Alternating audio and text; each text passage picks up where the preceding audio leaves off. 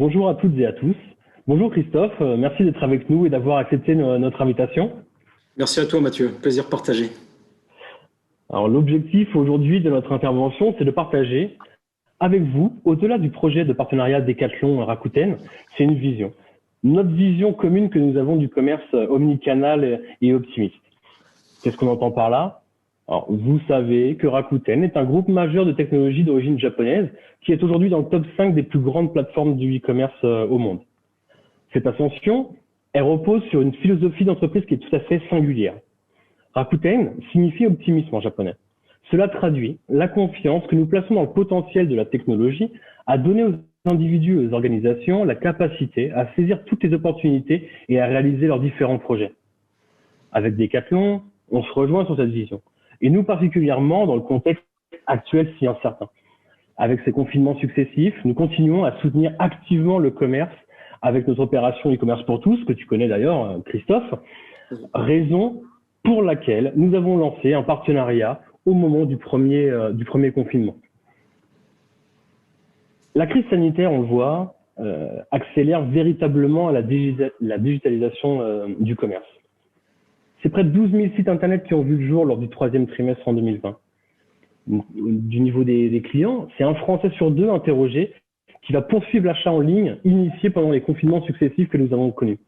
Finalement, l'achat en ligne n'est plus une pratique transitoire, mais bien une transformation durable.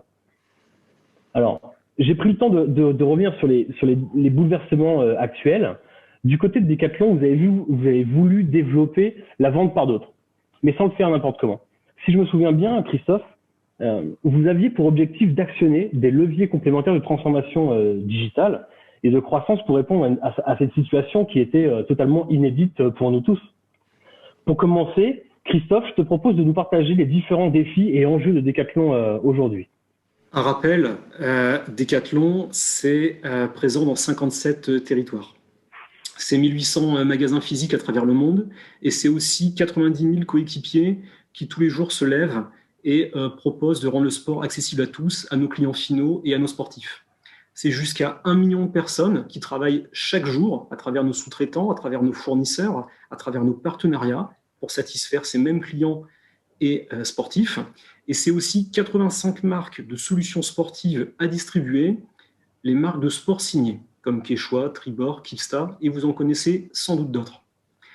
Dans les enjeux, tu as raison Mathieu, il y a des choses qui ont été déclencheurs. Je pense notamment à un monde incertain dans lequel nous naviguons depuis plusieurs années.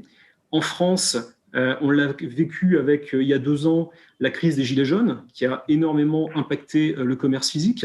Et puis, depuis 1 an, on ne le présente plus, le Covid impacte le commerce mondial très très fort. On s'est donc rendu compte que si on voulait continuer à pouvoir distribuer nos produits, et dans la volonté de toujours pouvoir être présent, si je puis dire, partout et tout le temps, il y avait un besoin de travailler en écosystème. Travailler en écosystème pour pouvoir être plus fort et aller chercher, pourquoi pas, des partenariats pour pouvoir distribuer ces produits.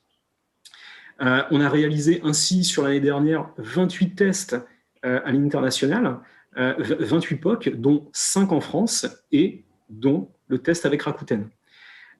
Intéressant de comprendre que tout ça, finalement, chez nous, c'est le début de l'ouverture à la vente avec d'autres, via d'autres, chez d'autres, à d'autres. D'accord, donc en fait, c'est à ce moment-là que vous avez envisagé de choisir une place de marché pour capter une audience différente et complémentaire. Et j'ajouterais, ça tombe bien, parce que Rakuten, nous sommes un pure player de la place de marché. Nous ne vendons pas du tout nos propres produits, ce qui est d'ailleurs tout à fait unique en France parmi les plateformes de e-commerce. Notre métier, c'est d'héberger des commerçants sur notre plateforme. Nous sommes entièrement à leur service, dans le cadre d'une approche partenariale pour les aider à développer leur vente en ligne et avoir un impact positif sur leur activité. Alors, pour revenir sur cette notion du partout, tout le temps, alors, je pense que ça implique des critères de choix forts. Quels sont-ils, Christophe? La première chose, c'est que si tu regardes Médiamétrie, on nous dit qu'on aurait, toi et moi, un overlap de 36%. Sous-entendu, on aurait 64% de clients qui ne seraient pas en commun. Donc, sous-entendu aussi, une audience complémentaire pour notre enseigne Decathlon. intéressant d'avoir à l'esprit aussi que dans les critères de choix, on n'a pas regardé que cette audience complémentaire. On a été regardé chez chacun des 28 POC des exclusivités, et on en a vu deux très fortes chez vous. La première, c'est le e-shop.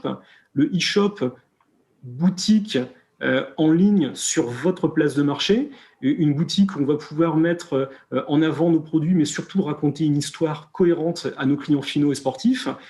Une deuxième exclusivité, c'est le click and collect, que nous, on voit comme une opportunité de renvoyer du trafic vers nos magasins physiques. Et puis des choses peut-être un peu moins exclusives, mais que vous avez vraiment très bien travaillé avec nous. Je pense notamment à votre accompagnement au quotidien, puisqu'on a senti vraiment une vraie équipe à nos côtés pour trouver des solutions. Et puis également la seconde vie, qu'on retrouve sur d'autres places de marché, certes, mais qui sont des valeurs importantes pour nous et qu'on appuie également déceler chez vous, afin de pourquoi pas raconter cette histoire-là à nos clients finaux et sportifs. D'accord. Donc, en effet, bon, faire du digital différemment est très important pour nous, tu le sais. Alors, je vais compléter l'un des points que tu viens de mentionner, Christophe. Euh, je vais parler du commerce omnicanal. Alors, tu le sais, notre mission fondamentale chez Rakuten, c'est d'être le partenaire de tous les commerces. C'est dans notre ADN. Et puisque nous existons pour le commerce, nous croyons en la complémentarité entre commerce physique et commerce en ligne. Le digital est clairement une extension de zone de chalandise et il n'y a pas spécialement de concurrence entre le digital et le physique. Ce ne sont de toute façon pas du tout les mêmes cibles. Alors, je suis fier aujourd'hui de le dire que nous sommes la seule place de marché à driver du trafic en magasin. Nous avons constaté à ce sujet une hausse de plus de 50% d'activation de la fonctionnalité click and collect de nos marchands en 2020 sur la plateforme. Et plus globalement, le taux de croissance annuel du click and collect augmente 4 fois plus vite que la livraison classique. Pour revenir sur notre collaboration, on a vécu beaucoup de temps forts ensemble, Christophe. Comment notre projet a-t-il fait pour faire évoluer les choses et les mentalités chez vous? Depuis 1976, date de la création de Decathlon, nous, on était très centrés sur nous-mêmes. Très centrés sur nous-mêmes, parce que vous le savez peut-être, on est à la fois concepteur et distributeur d'articles de sport depuis cette date. Dans les années 2000, il y a eu des petits changements avec les sites internet.pi qui sont intervenus pour distribuer de manière un peu différente.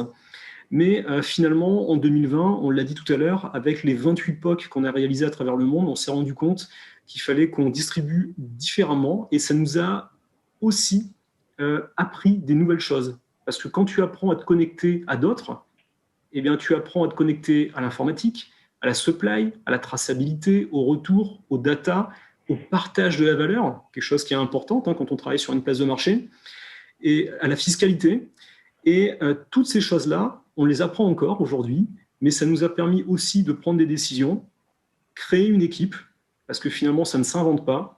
Et cette équipe, on est en train de la créer avec des hommes, chose importante pour nous. Et autour d'un homme, notre nouveau leader vente avec d'autres chez Decathlon, c'est Nicolas Durand. D'accord. Donc en fait, vous avez fait le choix de monter une équipe spécialement dédiée pour ce nouveau levier de croissance.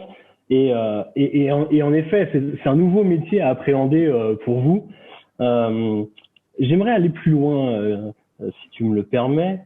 Quelle est la stratégie que tu mets en place entre donc le site .pi, comme tu disais, le site en propre Decathlon, et votre activité marketplace? Il n'y a pas une stratégie. Il y a une stratégie par territoire, si tu me le permets aussi. Une stratégie par territoire avec peut-être une clé d'entrée qui est la maturité de nos magasins physiques sur ces territoires, la maturité de notre enseigne sur ces territoires. Et un très bon exemple, ça pourrait être le Japon. Le Japon, où Rakuten est une marque incontournable, Decathlon est très peu connu. Et bien clairement, on pourrait avoir peut-être envie, dans un premier temps, de commencer l'attaque, si je puis dire, du Japon avec Rakuten pour mieux faire connaître notre enseigne, alors que sur un pays mature comme la France, par exemple, ce serait peut-être une tactique différente. Intéressant aussi, c'est si je reviens sur le Japon, nous, ça nous permettrait de bénéficier de l'audience Club Air très fidèle de vos clients Rakuten, et puis ça nous permettrait aussi de bénéficier, par exemple, de vos opérations commerciales dédiées, qui sont une vraie spécialité de Rakuten, et dont on pourrait faire la fête du commerce avec vous sur Rakuten au Japon, par exemple. D'accord. Donc, il y a un dernier point sur lequel j'aimerais t'entendre, c'est celui des valeurs et des ambitions. Chez Rakuten, notre seul intérêt est d'avoir un commerce à impact positif, on en a parlé, mais ensemble, on essaie de construire un commerce optimiste fondé sur des valeurs qui sont communes. Ouais, alors exactement. Moi, je pense que là-dessus, je retiens quelque chose, c'est viens faire la fête du commerce avec nous. C'est un message un peu subliminal que tu nous as passé au mois de mars dernier. En tout cas, moi, ce que je retiens, c'est que vous nous avez accueillis les bras ouverts pour faire ce commerce. Et je retiens finalement ce que tu as dit tout à l'heure, ce message d'optimisme qui correspond à Rakuten, mais également un message de fraternité ou de générosité qui sont des valeurs très fortes chez nous et qui nous permettent d'avoir ces valeurs communes. Je retiens aussi dans la suite de l'histoire ce qu'on a fait ce qu'on pourrait faire ensemble sur la seconde vie, puisque la protection du terrain de jeu pour nos sportifs, c'est vraiment important. Un skieur doit défendre sa montagne, un randonneur doit défendre son chemin de randonnée, et il doit protéger son terrain de jeu avec la protection de la planète. Et donc la seconde vie peut être une solution sur nos ambitions communes. Et puis une dernière ambition commune, on en a parlé juste avant, c'est notre envie de conquête de l'international.